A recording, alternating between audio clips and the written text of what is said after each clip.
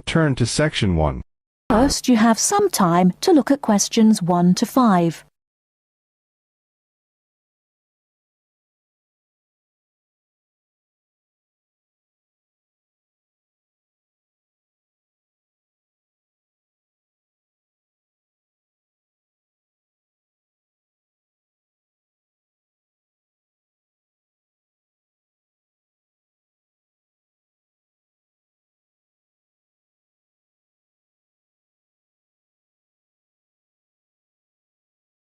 Now we shall begin. You should answer the questions as you listen, because you will not hear the recording a second time. Listen carefully and answer questions 1 to 5. Kingsbury College, can I help you? Oh, hello. I'm ringing to find out about one of your courses. Yes. Is that a daytime or an evening course? Evening. Right. I'll just get a few details from you, if I may. Fine. Could I have your full name, first of all? It's Peter Wright. That's W-R-I-G-H-T. OK. And I don't need to know your exact age, but can you tell me which of these age groups you belong to? 18 to 25, 26 to 35, 36 to 45, or over 45? 18 to 25. Fine. And do you have a job, or are you a full-time student? I'm an accountant. I just do courses in my spare time for interest. OK. Right. And your address, Mr. Wright? It's 11 Forest Road. F-O-R-E-S-T? Yes. Is that in Kingsbury? Yes, it is. I'm just down the road here. And do you have a phone number? It's 992-471. That's my home number. I haven't got a work number. That's fine. We probably won't need it.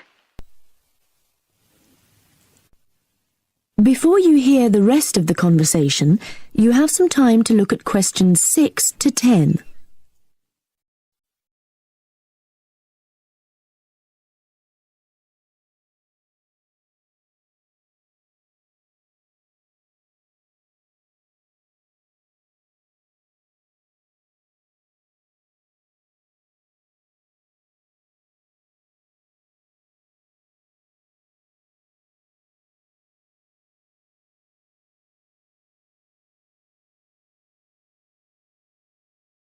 Now listen and answer questions 6 to 10. Now, you want to register for a course. Yes, cookery. Do you happen to know the exact title of the course? We've got Thai cookery on Wednesdays, or Mexican cookery on Fridays, or... Mexican. I'd like to do both, but I'm busy on Wednesdays. OK. Well, you can always do the other one next term, I suppose. Now, do you know when it begins? Is it the 26th of March? That's right. And it's £45 in total. That's including the ingredients. How would you like to pay? Card? Cash? Can I send a cheque? You can, yes, as long as it arrives at least 1 week before the start of the course. OK. And I'll just give you a reference number. If you could make a note of it and write it on the back. Yes? It's CZ943. Yes, got that. Good. Well, there's just one last question. Do you have any special requirements that I should make a note of? Yes, there is one thing. I use a wheelchair. Right, so you need to have access for that. OK. Don't worry, your room is on the ground floor and I'll make sure there are no steps involved. We can always put a ramp in. Thanks. So, we look forward to seeing you on the 26th of March. That is the end of part 1. You now have half a minute to check your answers.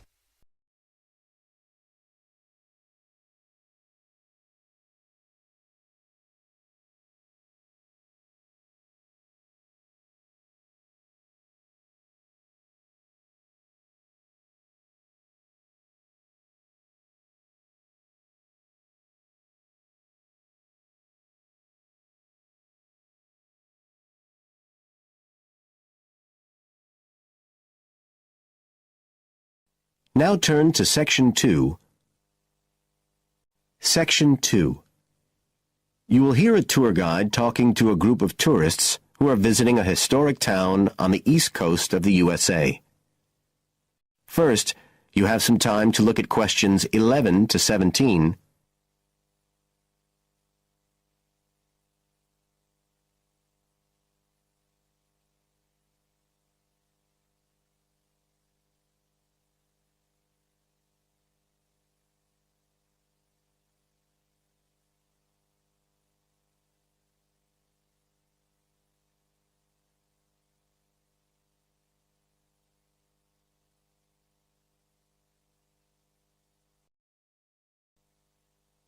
Now listen carefully and answer questions 11 to 17. Right. So here we are in Fairhaven, and we have a couple of hours to spend in this historic center before we carry on to our motel. And as you'll know from the itinerary of our trip, we're visiting Fairhaven because of its historical links with a man called Manjiro Nakahama. So I'll begin by giving you a brief overview of his life, and then you can explore the town at your leisure. Well, Manjiro Nakahama, as he was then known, was born in 1827 in a village by the sea in what is now Toshishimizu in Japan. And like many people in that town, he became a fisherman when he was just a youngster. One day in 1841, when he was just 14 years old, he and some others were fishing far off the coast of Japan when they were caught in a storm and shipwrecked on a small deserted island. They had to wait for 6 months before they were rescued by an American whale ship that had stopped at the island by chance. 4 of the 5 Japanese were put ashore in Hawaii, but Manjiro had become friends with the captain, William Whitfield, who came from the town of Fairhaven, where we are now, and he chose to remain aboard and to return with the boat to the USA. So Manjiro unwittingly became the first Japanese ever to set foot on American soil. He came back right here to Fairhaven with Whitfield and stayed with the Whitfield family, who paid for his education here in the town. He studied mathematics and geography, as well as shipbuilding and navigation.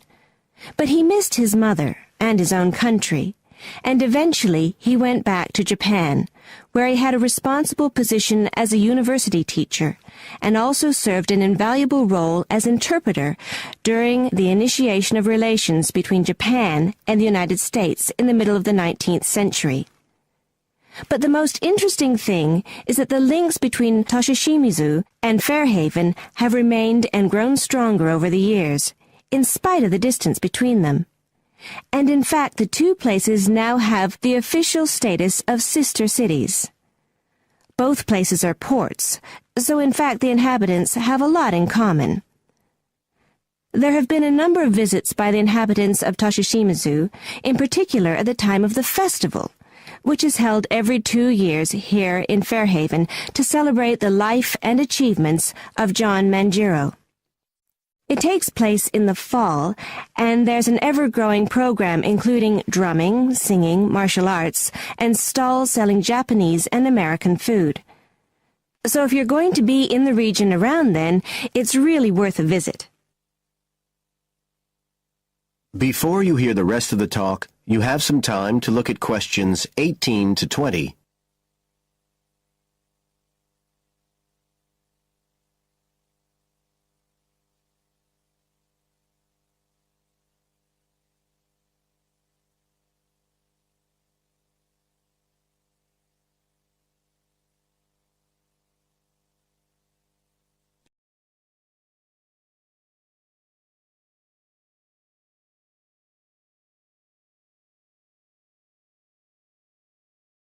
Now listen and answer questions 18 to 20. Now, many of the buildings that Manjiro Nakahama knew in Fairhaven are still standing today. And so if you'd just like to hand round some copies of this map, I'll suggest the best route to follow to see them. Okay, so if you look at the bottom of the map, you can see the Millicent Library. and that's where we are now. Now, to follow the John Mangiro Trail, you go out of here along Center Street and then head up Main Street until you get to Pilgrim Avenue. Go down there and turn right at the end. Go straight on, and just on the corner with Oxford Street, you'll see a 2-story house. This is the Whitfield family house, and this is where Mangiro first stayed when he came to Fairhaven. It's still a private residence, so please respect the owner's privacy. Okay, now if you carry on along Oxford Street, then turn left at the end, you'll come to North Street, and about halfway down there is what's known as Old Oxford School. This was the very same school that Mangiro attended when he lived here. It was considered to be the best school in town because of the quality of the building. Unusually, it was built of stone, and the quality of the teaching. Nowadays, it's usually closed, except on special occasions. Go on to the end of North Street and turn the corner onto Adams Street. If you follow the road down back towards the library, you go round a couple of sharp bends, and on the second of these, you can see the School of Navigation, which Mangiro also attended. And if you follow the road on, you'll soon find yourself back here at the library. And I'd suggest you spend some time looking round that too, if you have any time left. Right. Now, does anyone have any questions? That is the end of Section 2. You now have half a minute to check your answers.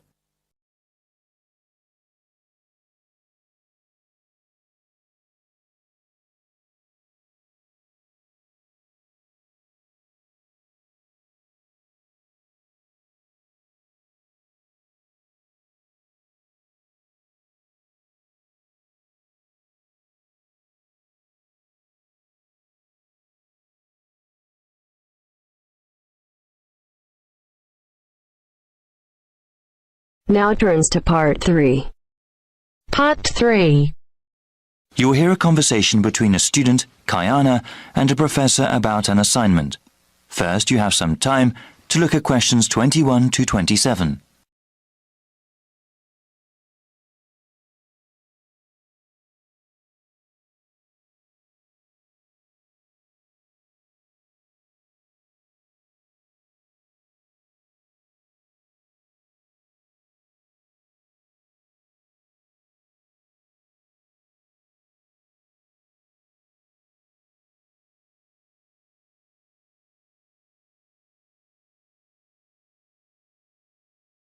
Now listen carefully and answer questions 21 to 27. Hi, Dr. Reed. Are you busy right now? Do you mind if I come in for a second? Hey, Kiana. No, I don't mind at all. Thanks. I just wanted to say that I'm enjoying your urban studies course and that I'm having some trouble with the first assignment. Okay, no problem. What do you want to ask? This is my first time writing a paper of this length. All right. What sort of trouble are you running into? Well, writing more than 10 pages is actually turning out to be quite a task. I've been rereading some of the material, and I'm just not sure how to approach the assignment. Yes, it takes some time to get used to academic writing assignments. More time than I expected, really. I also want to do a really good job on the assignment. I don't want to put a half-hearted effort into it. I'm glad to hear that. I'll say that these assignments get easier to manage as time goes on. That's a small relief. I mean, it gets easier to plan the assignment and to organize one's time, but it still takes hard work and a sincere effort to produce a good piece of academic writing. My role is to guide you to the readings I think are the most relevant and to give you tips on managing your time. Okay, could we talk about the readings then? Sure, we can go over them. I guess I want to ask about the Coal House text first. It seems like a pretty interesting book. But sometimes a bit over the top, no? I would recommend reading just the first part of the book. It's the most relevant to the assignment that I gave you. The rest of the text goes on about a topic we will cover later in the semester. All right, I'll just read the intro then. As for the Peely article, oh, did you read that one? Yes, I accessed it online and then printed it out. Okay. I would recommend you review that again. Also, remember what I said about the Liebskid article? I think you told the class to focus on the research methods, right? Yes. She approaches the problem in an innovative way. Let's see. For the Gary article, I think you should... Let me see. I think it would be best for you to read just the conclusion. Just the conclusion. I see. Yes, I would ask you to read the whole thing, but this way would be more efficient. Speaking of which, you should not bother reading the Wolfson article. Yeah, it didn't seem particularly relevant to the topic. Let's see. Any other reading you wanted to talk about? Let me see. Yes, the Cudler article. What do you think of that one? Ah, yes. How could I forget? That one is pretty central to the topic. I really think you must go over it again. Before you hear the rest of the conversation, you have some time to look at questions 28 to 30.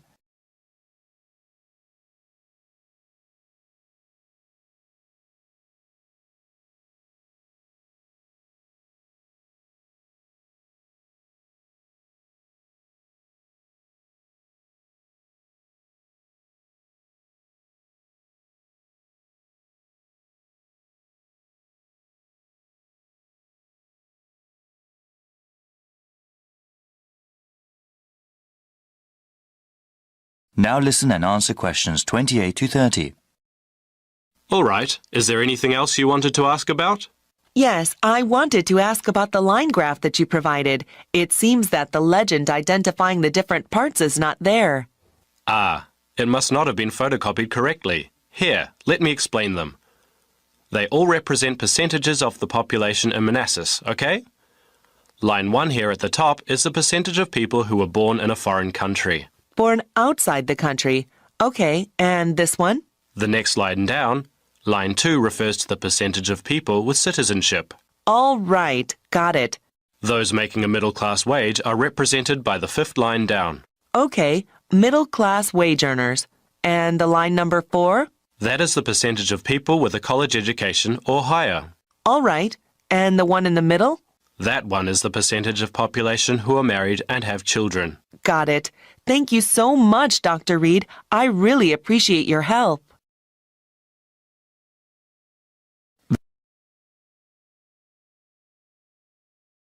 That is the end of part 3. You now have half a minute to check your answers.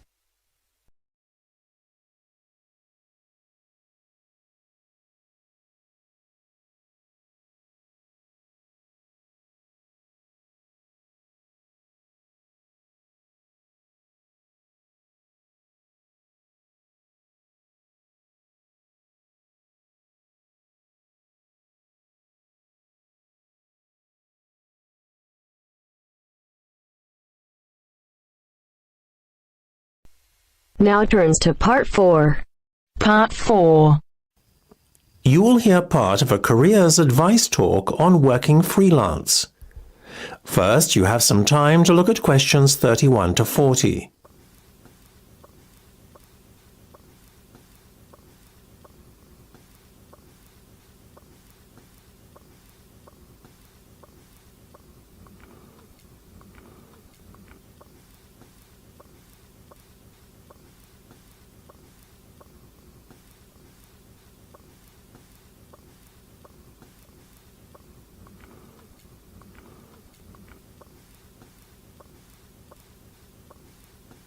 Now listen carefully and answer questions 31 to 40. Working for an employer in a 9-to-5 job has long been the accepted norm. However, this could soon be set to change. A rising level of unemployment, combined with a sense of disillusionment amongst employees with their workaday lives, is at the root of this modern-day revolution in the workplace. Now, there is a growing trend amongst people of all ages and from all walks of life to opt for freelance work rather than working for an employer. It sounds a risky option and a potentially stressful one, but on the whole, the benefits of freelancing seem to vastly outweigh those of working for someone else. In fact, Recent research has shown that those who quit their jobs to work for themselves are the country's happiest and most productive workers. A study conducted by Dr. Jonathan Sapsed from Brighton University's Business School, in conjunction with the Arts and Humanities Research Council, looked at a total of 304 freelancers who were pursuing a range of professions in southern England. They found that, far from struggling to get by, many were not only doing well, but excelling in their new professions. So, what are the advantages of freelancing? Well, there are many. One of the most obvious benefits is not having to be answerable to a boss and having to face criticism or unfair demands. In addition, not being based in an office or shared workplace with competitive or difficult colleagues is another bonus. But what is probably the most attractive pull of working freelance is the freedom to determine your own work schedule. You are no longer at the mercy of a timetable dictated to you by your employer. If you have family commitments, these can easily be fitted around your working hours. Furthermore, if you have an off day one day, it's easy to make up time another day without having to face your employer's wrath when you are being less productive than usual. Those who work in creative and digital industries stand to benefit most from working freelance. In these fields, workers are at liberty to choose their ideal working location, as they are not restricted to working in a set place.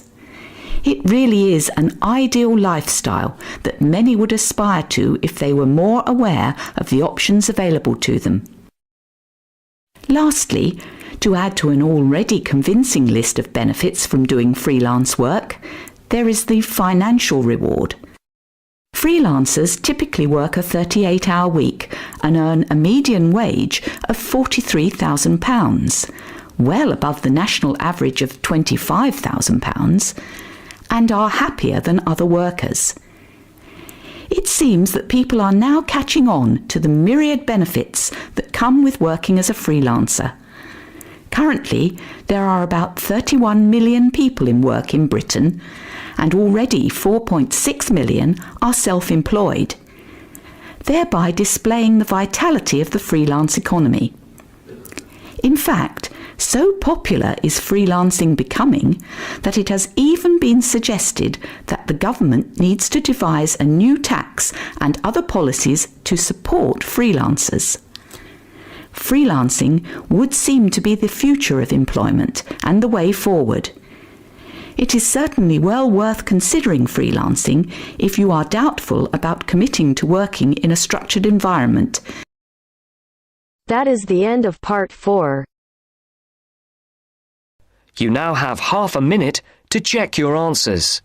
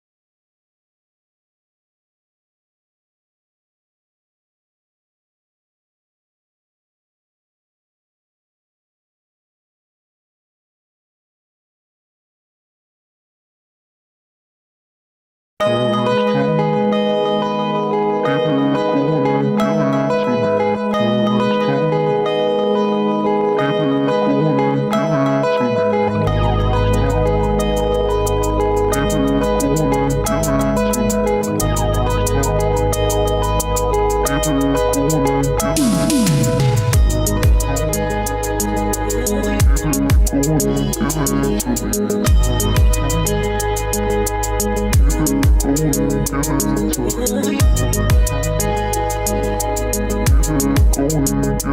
it to me.